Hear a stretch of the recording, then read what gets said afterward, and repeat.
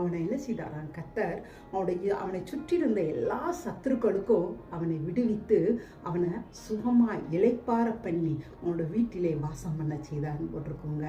அப்படி அவனை சுற்றி எந்த சத்துருக்கள் இருந்தாங்கன்னு கேட்டிங்கன்னா, அவனோட மிஞ்சின ஒரு பலமுள்ள ராஜாவாகிய சவுல் ராஜா அவனுக்கு ஒரு சத்துருவா இருந்தான். சுற்றிலும் பெலிஸ்தியர்கள் சத்ருவாங்க. அவங்க குடும்பத்திலே அப்சலோம் ஆம்னோன் போன்றவங்க அவங்க சத்ருவா எழுப்பினர். இப்படி ஏகப்பட்ட சத்ருக்களோடு அவன் போராடி கொண்டிருந்த போது கடவுள் சுற்றிலும் அவனை விளைப்பார பண்ணினார். அதுல இருந்தெல்லாம் அவங்களை விடுதலை ஆக்கி அவனை சுகமாய் வாசம் பண்ண செய்தாராங்க.